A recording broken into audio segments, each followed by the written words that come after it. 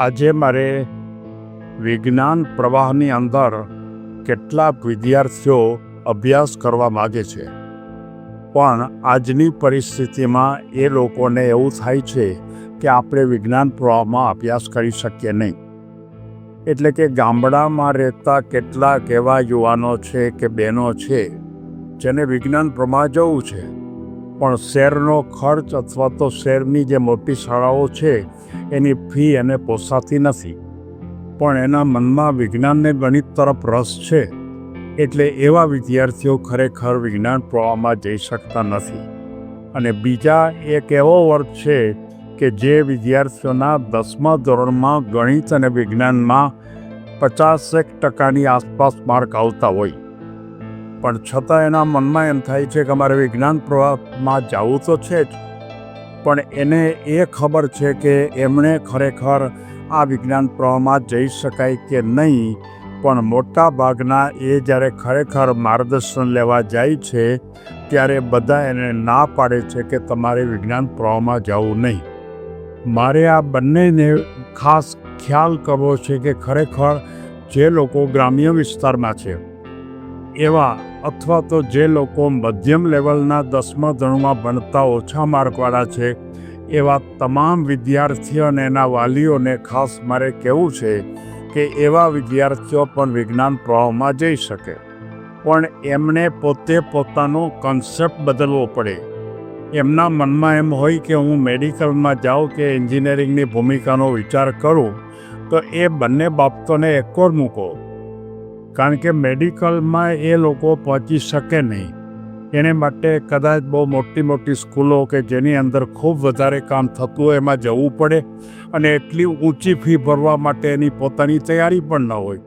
પણ મારે એમ કહેવું છે કે એ લોકો ખરેખર બી ગ્રુપ રાખ્યું હોય, પણ કદાચ માનો કે મેડિકલમાં જવાનો વિચાર છોડી દે તો એને પેરામેડિકલના એટલા બધા કોર્સ મળે છે કે 12માની અંદર, અને કોઈ માનો કે જે પરીક્ષાઓ લેવાય એની અંદર જો એને કદાચ 55, 60 કે 70% માર્ક જો આવે તો પણ એ આવા પેરામેડિકલના કેટલા કોર્સમાં જઈ શકે. કદાચ એ BSc થાય કે MSc થાય તો પણ એને ઘણા બધા ચાન્સ છે. બીજા કોઈ પણ ક્ષેત્રમાં કોમર્સની અંદર અથવા તો અન્ય કોઈ જોબમાં જવા કરતાં આમાં ઘણા બધા ચાન્સ છે. એટલે કે જો માત્ર પૈસાને ખાતર જો 9 વિદ્યાર્થીઓ જતા હોય તો એવા વિદ્યાર્થીઓને હું કહું છું કે તમે કદાચ તમારા ગામડાની શાળામાં પણ જો 11, 12 સાયન્સ કરો અને એની અંદર તમે માત્ર 40, 45, 50% માર્ક લાવશો તો પણ હું તમને ખાતરીપૂર્વક કહું છું કે તમે તમારી કારકિર્દીને ઉજ્જવળ બનાવી શકશો.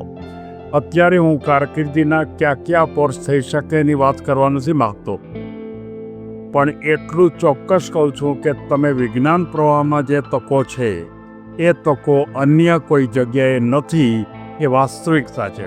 પણ તમારા પોતાના માનસિકતા ફેરવવી પડે કે તમારે મોટા એટલે કે 80, 90, 95% માર્ક લઈ મેડિકલમાં જવું છે, અથવા તો બહુ ઊંચા લેવલ ઉપરના એન્જિનિયરિંગમાં જવું છે. એ વાતને છોડી દો. એ સ્પર્ધામાં તમે જઈ પણ શકો નહીં. અને મને ખાતરી છે કે અત્યારે ખરેખર વિજ્ઞાન પ્રવાહમાં ભણતા માત્ર 25% વિદ્યાર્થીઓ આ પ્રકારના હાયર કોર્સમાં એટલે કે મેડિકલમાં અને જઈ શકે એ પ્રકારની તાકાત ધરાવે છે. બાકીના 75% ખરેખર એવા છે કે જે ખરેખર આ પ્રકારના કોર્સમાં એડમિશન મળે જ નહીં, પણ બિનજરૂરી ખોટા ખર્ચા કરી, પોતાની શક્તિનો વ્યય કરી, મા બાપના પૈસા બગાડી અને ખરેખર કંઈ મેળવી શકતા નથી. એવા વિદ્યાર્થીઓને પણ ખાસ કહેવું છે કે તમે સારી રીતે ઓછા ટકા આવે તો પણ વિજ્ઞાન પ્રવાહ તરફ જવા માટે વિચારો, અને એ રીતે જો તમે તમારે જશો તો હું તમને ખાતરી આપું છું કે તમે થઈ શકે.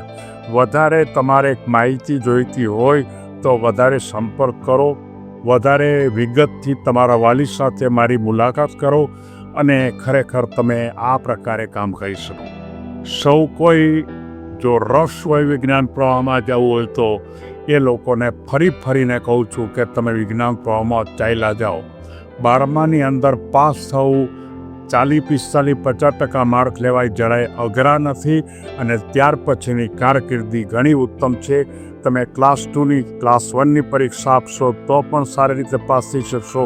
તમે MSc કરશો તો પણ ઘણી મોટી તક છે. તમે કોઈને કોઈ પેરામેડિકલના કોર્સ કરશો તો પણ તમને તકલીફ મળશે અને ઉત્તમ પ્રકારે કારકિર્દી બનાવી શકો. સૌને ધન્યવાદ.